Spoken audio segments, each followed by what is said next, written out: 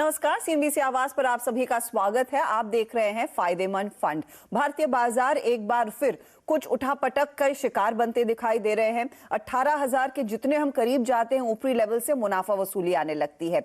दूसरी तरफ अमेरिका में ब्याज दरों का बढ़ना आगे जारी रहेगा, ये संकेत साफ मिलने लगे हैं। खास तौर से डर वहां पर यह बढ़ रहा है कि बढ़ती ब्याज दरों के बीच क्या इकोनॉमी और सुस्त पड़ेगी और क्या वहां पर रिसेशन बढ़ सकता है। इसका कुछ ना कुछ असर भारतीय बाजार, ग्लोबल मार्केट्स पर जरूर मिलता हुआ दिखाई दे सकता है। ऐसे में सवाल यही है कि अपने पोर्टफोलियो को कैसे सुरक्षित रखा जाए और मजबूत किया जाए। सवाल आता है कि किन फंड्स में पैसा लगाएं और उसी के लिए डेडिकेटेड है ये शो। आज हमारे साथ जुड़ रहे हैं हमारे खास मेहमान। मैं बात कर रही हूं मेरे एसेट मैनेजमेंट कंपनी की तरफ से एक जो हाल ही में फंड बाजार में उतरा है, बैलेंस्ड एडवांटेज फंड के बारे में, और उसके दरअसल फंड मैनेजर हर्षद बोरावके हमारे साथ जुड़ गए हैं। हर्षद, स्वागत है आपका सीएनबीसी आवाज पर। एक सही समय मेरे ख्याल में आप लोगों ने चुना कि पिछले महीने आपने इस फंड को लॉन्च किया और इस बीच हमने देखा है मार्केट में वॉलेटिलिटी भी बढ़ गई। जितना ऊपर जाता है बाजार उतनी तेजी से नीचे भी खींच लेते हैं लोग इसे। ये बताइए, इस समय मार्केट को लेकर आप लोगों की क्या रणनीति है? क्या आपको लग रहा है ये उतार चढ़ाव जो फिर से लौट कर आया है मार्केट में जारी रहेगा? हमारा ये मानना है कि वोलेटिलिटी बढ़ गई है, वो बराबर आप जो बोल रहे हो। बट हमारा ये मानना है कि मार्केट अगर आप देखोगे, अगर आप पिछले 5 साल, 10 साल, 20 साल देखोगे, इंडियन मार्केट्स, ग्लोबल मार्केट्स, तो हमेशा जब तक अर्निंग्स ग्रोथ कंपनीज में आती है तब तक एज ए इन्वेस्टर हम लोग वी आर फाइन। अगर निफ्टी 50 की बात करें, FY 20 to 24, अगर ये लॉन्गर टाइम पीरियड ले, हम लॉन्गर इसलिए ले रहे because there was a disruption in between. Nifty FY 20 to 24 Nifty earnings growth is रफली 20% कैगर। उसके सामने अगर निफ्टी 50 का वैल्यूएशन देखे on FY 24 basis, it's available at रफली 18.5 19 टाइम्स PE पे। तो उस हिसाब से earnings growth is comfortable and on the PE also it is comfortable. And near term की अगर बात करें तो मॉनसून ठीक लग रहा है। Second half of financial year हम टिपिकली देखते हैं इंडिया में फेस्टिव सीजन ज्यादा रहता है तो डिमांड अच्छी रहती है। उस हिसाब से we are positive, but volatility obviously given by different things, volatility तो रहेगी उस मार्केट में। तो सवाल फिर यही उभरता है, फिर इस वॉलेटिलिटी से कैसे जूझा जाए? How do you really position yourself? क्योंकि एक तरफ लोग कहते हैं डिप का फायदा उठाना चाहिए, फिर लोग कहते हैं कि ऊपरी लेवल्स पर थोड़ी बहुत मुनाफा वसूली भी कर ले। तो हमारे जो दर्शक हैं और जो आपके रिटेल निवेशक हैं उनमें असमंजस बढ़ता है। आपने हाल ही में बैलेंस्ड एडवांटेज फंड लॉन्च किया। एक तो बैलेंस को देखकर थोड़ा सा कंफर्ट है कि ऐसा नहीं है कि बहुत ही अग्रेसिव कोई पोर्टफोलियो आप बना रहे हैं, और आप कह रहे हैं कि इस मार्केट की सिचुएशन को देखकर सबसे बढ़िया एडवांटेज आप देंगे। तो ये अगर आप हमारे दर्शकों को समझा सके, ये बैलेंस्ड एडवांटेज फंड एग्जैक्टली होता क्या है? श्योर, शुक्रिया सवाल के लिए। सो मैं अगर सीधे शब्दों में बोलूं, बैलेंस एडवांटेज मतलब संतुलन से लाभ। वैसे ही अपने नाम के अनुरूप हम बैलेंस एडवांटेज फंड में 3 एसेट क्लासेस होते हैं, इक्विटी, डेट और arbitrage. So in asset classes के संतुलन की मदद से हम निवेशकों के लिए अच्छे रिटर्न्स बनाने की कोशिश करते हैं। सो बैलेंस एडवांटेज फंड के निवेश एक वैल्यूएशन स्ट्रेटेजी मॉडल के अनुसार होता है। इस वजह से इसमें कोई इन्वेस्टमेंट बायस या फंड मैनेजर बायस नहीं आता है। इस फंड का मूल सूत्र ये है कि जब भी इक्विटी वैल्यूएशन ज्यादा होता है तो ये फंड इक्विटी एलोकेशन कम करता है। वैसे ही जब इक्विटी एलोकेशन घट जाता है तो इसमें इक्विटी वैल्यूएशन घट जाता है तो इसमें इक्विटी एलोकेशन बढ़ जाता है। सो इक्विटी वैल्यूएशन, इक्विटी मार्केट के वैल्यूएशन के अनुसार इसमें इक्विटी वैल्यूएशन तय होता है और उसके हिसाब से बाकी डेट का एलोकेशन भी होता है। अच्छा, तो जब आप कह रहे हैं कि इक्विटी वैल्यूएशन के हिसाब से आप एक्सपोजर बढ़ाते और घटाते हैं इक्विटी में, इस समय मार्केट जिस स्थिति में है, हम ये जो 17,500 और 18,000 के बीच में ट्रेड कर रहे हैं, कैसे वैल्यू कर रहे हैं आप इस मार्केट को, और उस लिहाज से फिर कितना एलोकेशन इक्विटी की तरफ है परसेंटेज टर्म्स में? तो हमारा जो मेरे एसेट का बैलेंस एडवांटेज फंड है, इसके मॉडल का अनुसार हम कम से कम इक्विटी 30% तक जा सकते हैं और ऊपर में हम 80% तक जा सकते हैं। बट एक बात मैं आपको बता दूं, बिकॉज इसमें इस फंड के लिए देयर इज इक्विटी टैक्सेशन, इसलिए हमेशा हमको इसमें इक्विटी 65% रहना होता है। थोड़ा सा मैं इसको ज्यादा विस्तृत रूप से अगर बताऊं, अगर हमारा मॉडल कहता है कि इसमें इक्विटी 50% होना चाहिए, तो डिफरेंस ऑफ 65 और 50, सो 15% जो है, जो आर्बिट्राज पोजीशन के हिसाब से रहता है। अगर अभी हम बात करें तो हमारा मॉडल कहता है रफली 45% के आसपास इक्विटी परसेंटेज होना चाहिए। तो 45% के आसपास आपका इक्विटी एलोकेशन है। जब आप डेट एलोकेशन देखते हैं तो क्या वो बाकी पैसा डेट में लगा रहे हैं सीधे? कैसे अप्रोच रहेगी? क्योंकि डेट को अट्रैक्टिव बनने के लिए अब हम देख रहे हैं एक फैक्टर आ रहा है कि दरों में इजाफा आने लगा है। तमाम बैंकों ने कहा है कि देखिए हम एफडी के भी रेट बढ़ाएंगे। क्या वो एक बड़ा प्रेमाइस है? अब डेट में जैसे कि मैंने कहा, बैलेंस एडवांटेज फंड में पहले ये डिसाइड होता है कि इक्विटी पोर्शन कितना होना चाहिए। अगर वो 65 से कम है तो वो बाकी गैप आर्बिट्राज से भरते हैं, एंड फिर बचा हुआ 35% डेट डिसाइड हो डेट में इन्वेस्ट होता है। अब राइट नाउ अगर हम बात करें तो जैसे आपने कहा कि interest rates in the coming period बढ़ने वाले हैं, दैट्स जनरली द कंसेंसस। तो उस हिसाब से हमारे जो डेट फंड मैनेजर है, जो डेट पोर्शन मैनेज करते हैं, सो वो उनका अभी ये स्ट्रैटेजी है कि in terms of duration to keep between 2.5 to 3 years, so that mark to market वहां पे इम्पैक्ट कम आ जाए। अच्छा, ये बताइए हर्षद कि किस तरह के निवेशकों को इस फंड के बारे में सोचना चाहिए? क्या ये सीनियर सिटीजन्स के लिए खास तौर से फंड है, जो लोग रिटायर हो चुके हैं, पैसा सुरक्षित रखना चाह रहे हैं, ज्यादा रिस्क नहीं उठाना चाह रहे हैं, या फिर वो लोग जिन्होंने अच्छा खासा अग्रेसिव पोर्टफोलियो बनाया है और थोड़ा सा पैसा कहीं लगाना है तो बैलेंस एडवांटेज फंड में रखें? किस तरह के निवेशकों को आना चाहिए इस फंड में? जैसे कि हमने देखा ये जो फंड का प्रमुख उद्देश्य ये है कि इन्वेस्टर को रिलेटिवली कम वोलेटिलिटी में बेटर रिस्क एडजस्टेड रिटर्न्स दे। तो हमारे ख्याल से दो टाइप के इन्वेस्टर मेनली इस फंड को देख सकते हैं। एक, जिन इन्वेस्टर को वोलेटिलिटी कम चाहिए तो वे बैलेंस फंड इन्वेस्ट कर सकते हैं। दूसरे टाइप के हैं जो पहली बार इक्विटी मार्केट में आ रहे हैं, वो हाइब्रिड कैटेगरी फंड से एंट्री कर सकते हैं, जिसमें एक बैलेंस एडवांटेज फंड आता है। सो नए इन्वेस्टरों के लिए ये फंड काफी अच्छा है। एंड दूसरी बात ये है कि बैलेंस एडवांटेज फंड में बिकॉज डायनामिकली एसेट एलोकेशन होता है, इसलिए एज ए इन्वेस्टर आप हमेशा इक्विटी क्लास में इन्वेस्टेड रहते हो।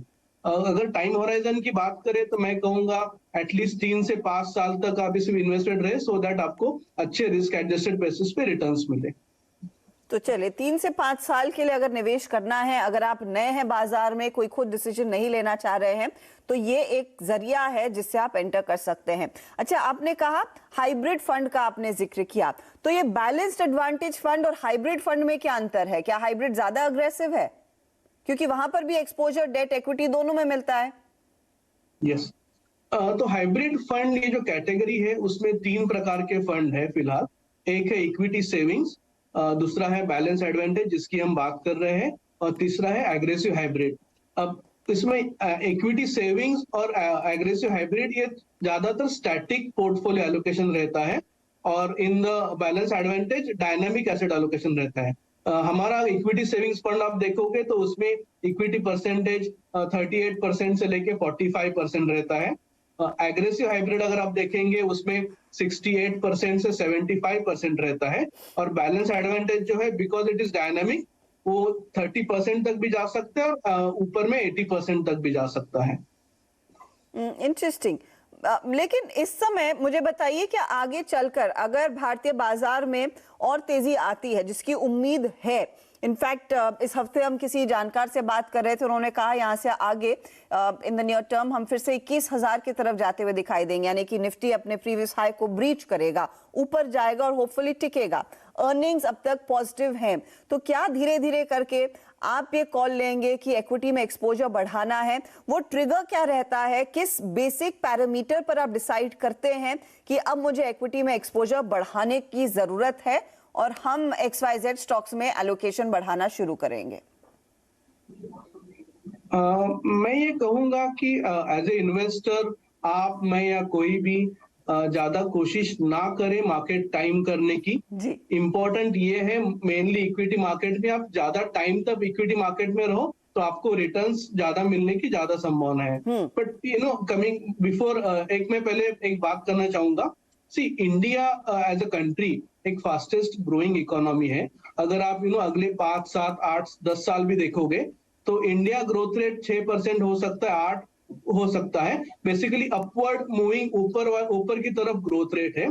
तो अगर हम इंडिया में इन्वेस्ट करेंगे for a longer time period through equity asset class, तो उसमें एज ए इन्वेस्टर अपने को ज्यादा रिटर्न पाने की संभावना है। फिर आपके प्रश्न की तरफ मैं आऊंगा। सो राइट नाउ अगर आपको इन्वेस्ट करना है, अगर आपको समझ में नहीं आ रहा है मार्केट ऊपर है नीचे है मैं क्या करूं, तो मुझे लगता है कि बैलेंस एडवांटेज फंड एक ऐसी कैटेगरी जिसमें आप कभी भी इन्वेस्ट कर सकते हो, आपको मार्केट टाइम करने की जरूरत नहीं है। और मॉडल के अनुसार, मार्केट वैल्यूएशन के अनुसार इक्विटी और डेट में ये फंड एलोकेशन करता है। हर्षद, मैं एक्चुअली ये आपसे समझना चाह रही थी कि आपने कहा इस समय आपका लगभग 40 to 45% एक्सपोजर इक्विटी में है, करेक्ट?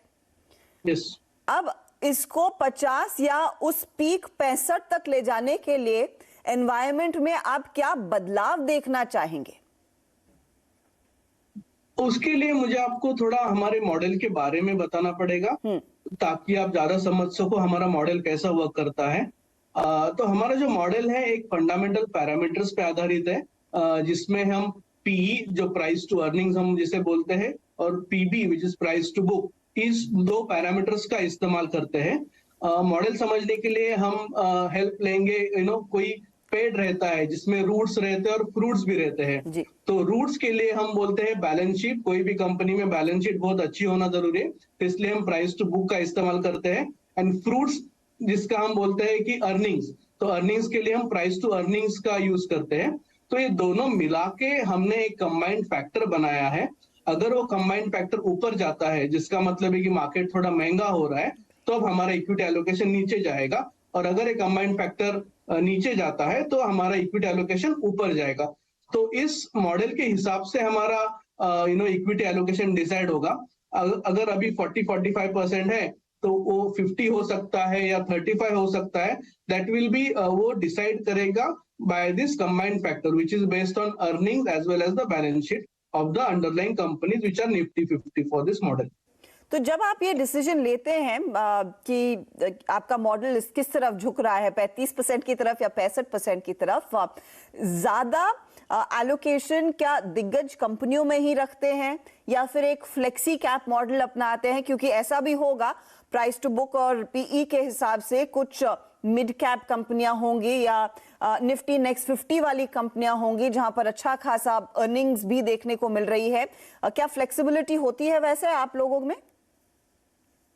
जी हाँ, तो हमारे पास एक जो पहला स्तर है इन्वेस्ट करने का, कि मॉडल बताएगा आपको कितना इक्विटी रखना है।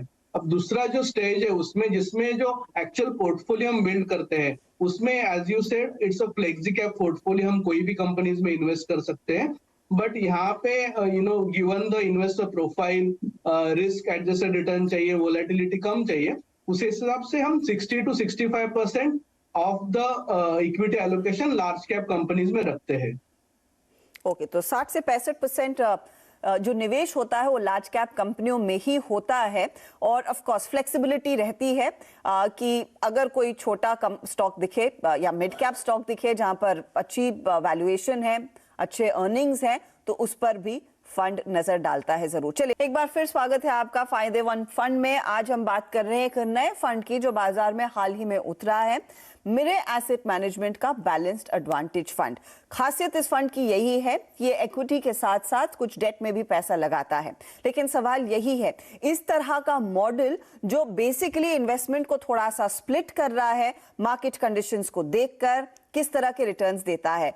हर्षद हमारे साथ जुड़ गए हैं जो इस फंड के मैनेजर हैं। हर्षद, सवाल यही होता है कि इस तरह के फंड जहां पर डेट और साथ ही साथ इक्विटी का भी एक्सपोजर है, किस तरह के रिटर्न्स देते हैं? कंसिडरिंग आप इस समय 45% का इक्विटी में निवेश करके बैठे हैं, ये बताइए क्या एक्सपेक्ट कर सकता है एक निवेशक 2 साल के अंत में? एंड आई एम गेसिंग कि आप 2 से 3 साल का ही नजरिया लेकर उतरेंगे तो ज्यादा बेहतर होगा इस तरह के फंड में।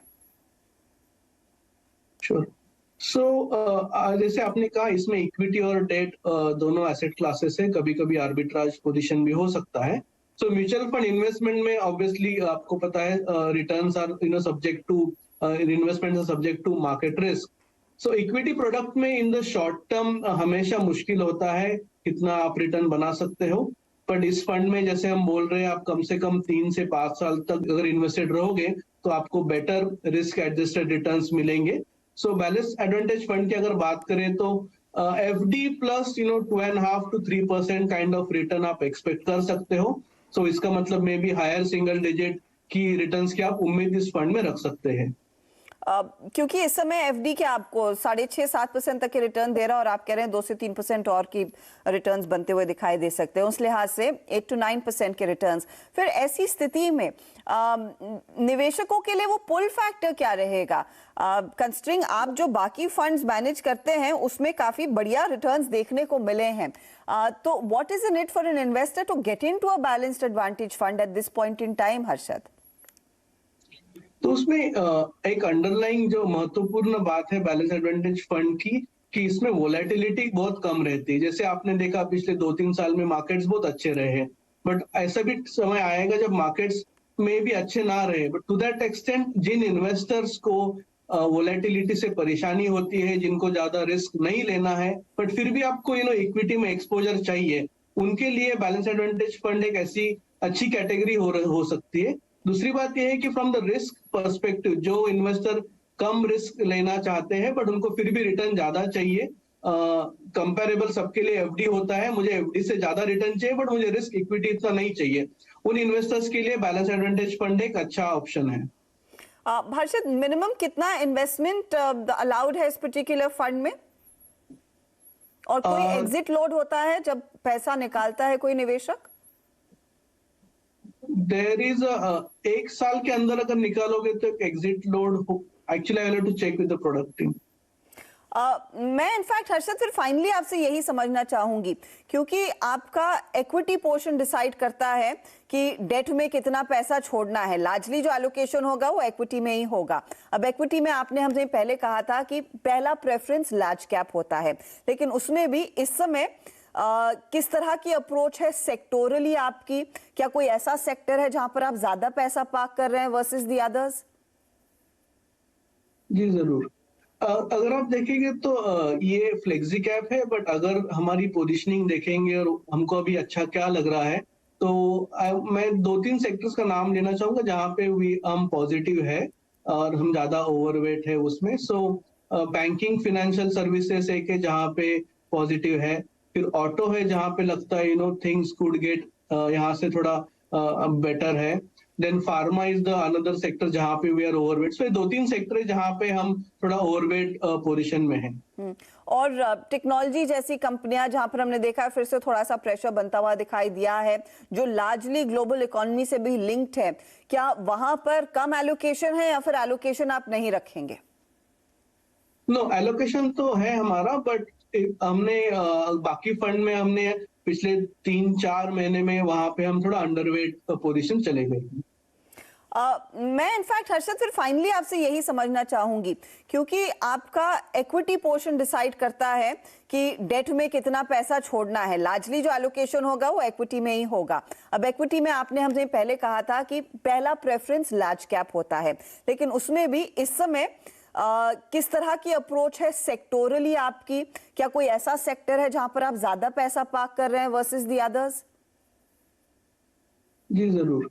अगर आप देखेंगे तो ये फ्लेक्सी कैप है, बट अगर हमारी पोजीशनिंग देखेंगे और हमको अभी अच्छा क्या लग रहा है, तो मैं 2-3 सेक्टर्स का नाम लेना चाहूंगा जहां पे हम पॉजिटिव है और हम ज्यादा ओवरवेट है उसमें। सो बैंकिंग फाइनेंशियल सर्विसेज एक है जहां पे पॉजिटिव है, फिर ऑटो है जहां पे लगता है थिंग्स कुड गेट यहाँ से थोड़ा बेटर है, then pharma is the another sector जहां पे वी आर ओवरवेट। सो ये 2-3 सेक्टर है जहां पे हम थोड़ा ओवरवेट पोजीशन में हैं। और टेक्नोलॉजी जैसी कंपनियां जहां पर हमने देखा है फिर से थोड़ा सा प्रेशर बनता हुआ दिखाई दिया है, जो लार्जली ग्लोबल इकोनॉमी से भी लिंक्ड है, क्या वहां पर कम एलोकेशन है या फिर एलोकेशन आप नहीं रखेंगे? नो, एलोकेशन तो है हमारा, बट हमने बाकी फंड में हमने पिछले 3-4 महीने में वहां पे हम थोड़ा अंडरवेट पोजीशन चले गए।